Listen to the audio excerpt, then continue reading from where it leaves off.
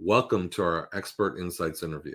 This is a series of interviews where we take a few minutes to talk with our partners and clients to share their expert insights about important topics of interest. In today's interview, we have Justin Holden, Head of Enterprise Vendor Management for Legal & General America.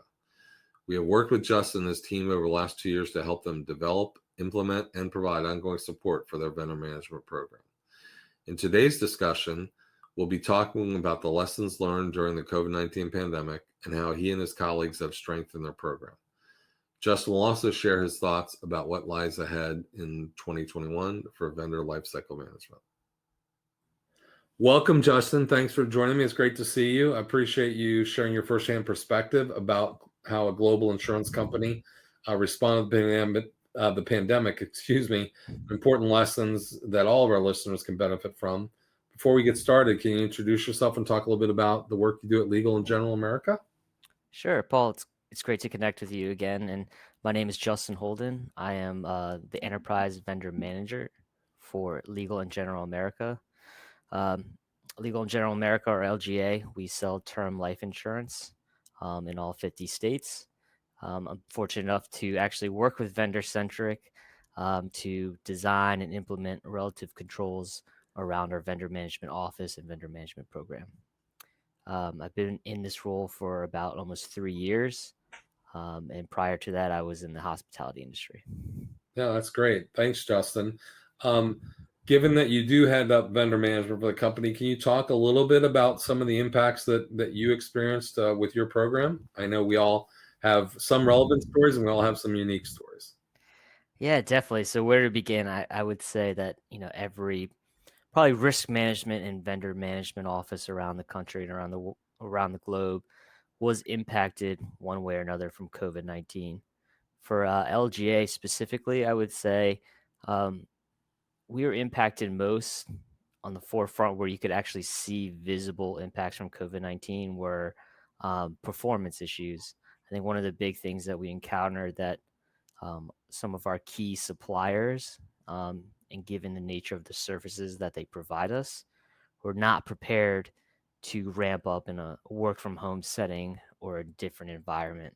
And what we saw was a very, very steep decline and drastic decline in performance, which had a obviously negative effect on our some of our reputational value there.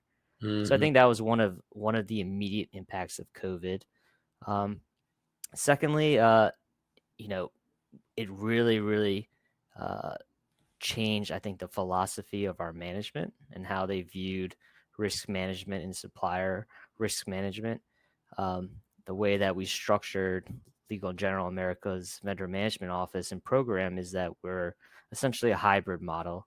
So we still have a lot of activities and oversight and controls that are decentralized in the responsibility of the business units.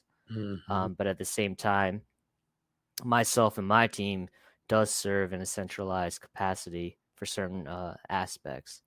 And so I think we've seen a shift in philosophy where senior leadership is really kind of moving a little bit away from that hybrid model to more of a centralization model. Interesting.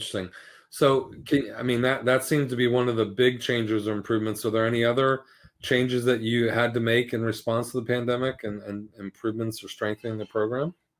Yeah, I think one of the shifts, again, in around risk management and philosophy is really around how you address your fourth party suppliers. How do you mitigate risk around there? That was, another thing that came up because a lot of our third parties that we're in contractual perpetuity with, their services and their outputs are reliant on downstream fourth party service providers. So how do we ensure that our third parties are holding their fourth Yeah. parties accountable, right? Not just from a data security standpoint, but also from a performance standpoint.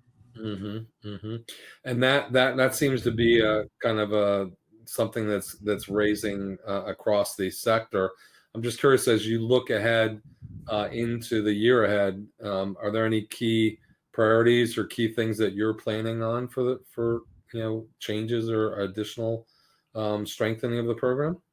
Yeah, so As I stated earlier, I think we're going to organically shift a lot of the decentralization of controls, right, that are typically held with our relationship managers or the business units that are responsible for managing these relationships. Kind of move it into my purview or underneath our risk management team as well in collaboration.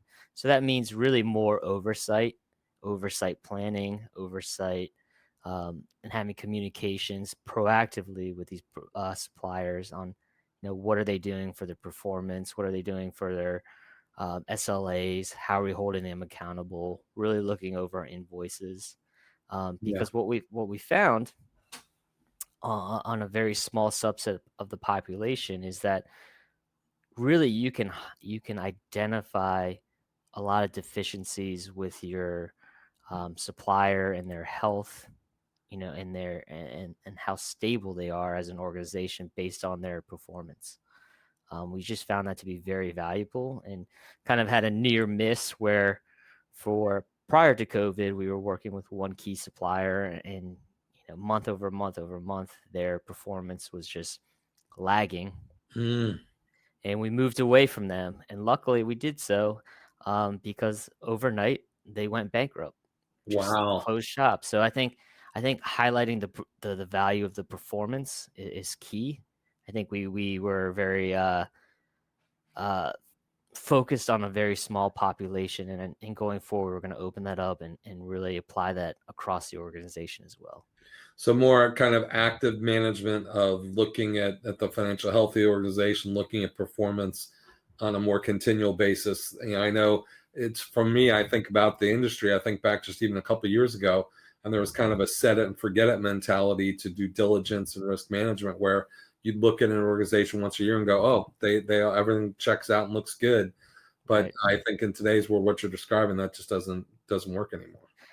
No, it doesn't pan out. I think a very important aspect of vendor management is managing those relationships and having those subjective conversations ongoing with your key point of contact there and monitoring them. I think those are important.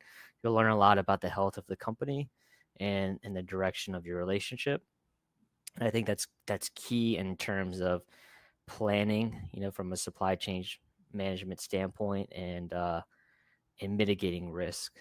And one of the things, Paul, that you just said was about, financial health. And I think that's also going to be one of our ongoing key initiatives 2020 in 2021 and Yeah. beyond is really looking how our company can better situate ourselves to mitigate risk associated around financial health.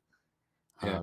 And I think, there's a lot of focus on financial health from the private companies, but due to COVID, there is a lot of strain on both sectors, private and public. And it's really, it's tough. It's challenging to try to get your suppliers to provide you with financial information, right? So you can assess Yeah. um, their financial health. But I think there's a number of different tools out there.